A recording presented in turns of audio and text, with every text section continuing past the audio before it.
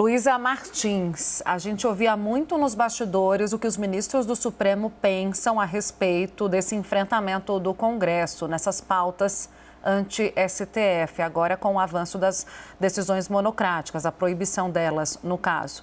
O que a gente viu em plenário foi uma defesa enfática, pela primeira vez publicamente, o corpo de ministros defendendo as suas posições. Quem também falou sobre esse assunto, e eu quero ouvi-la sobre isso, Luísa, foi o ministro Dias Toffoli, fazendo uma comparação à memória sobre como as decisões monocráticas foram eficazes na pandemia.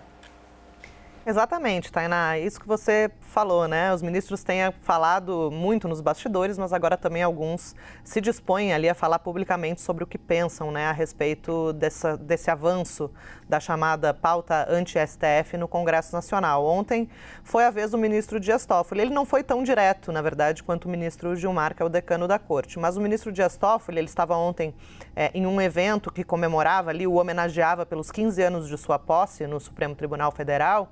E ele fez um discurso ali, né, relembrando alguns pontos da sua trajetória, fazendo referência a alguns colegas que estavam ali juntos, né, nesse evento. E, a certa altura, o ministro Dias Toffoli se dirige diretamente ao presidente do Senado, Rodrigo Pacheco, e diz: olha, presidente Pacheco, as decisões individuais foram muito importantes no período da pandemia. Foi uma decisão individual do ministro Ricardo Lewandowski, na época ministro do STF, hoje ministro da Justiça, uma decisão do próprio ministro Lewandowski que determinou ao governo, ao então governo do ex-presidente Jair Bolsonaro, a compra de vacinas, uma decisão individual que salvou milhares de vidas muito importantes e tal.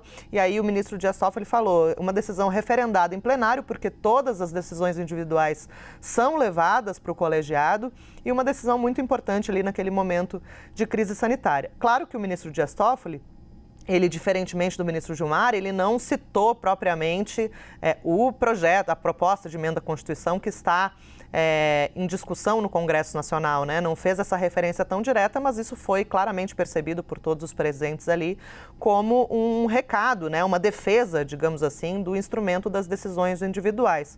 Como a gente tem dito aqui, Tainá, essa PEC que limita aí as decisões monocráticas dos ministros, estabelece regras mais rígidas ali para essas decisões individuais, elas não mudam muito o funcionamento não mudam muito o que já ocorre, na verdade, atualmente dentro da Corte. A gente lembra que uns 2 anos atrás, na presidência da ministra Rosa Weber, houve uma alteração do regimento, diante até dessas críticas, né, de haver muitas decisões tomadas de uma canetada só, houve uma alteração no regimento para que todas as decisões individuais, todas as decisões monocráticas fossem obrigatoriamente levadas ao colegiado, seja nas turmas ou no plenário, para referendo. Inclusive, isso gerou uma ampliação, inclusive, do plenário virtual, porque a maioria dessas decisões individuais acabam sendo levadas para o plenário virtual, que é aquela plataforma online ali em que os ministros colocam seus votos por escrito.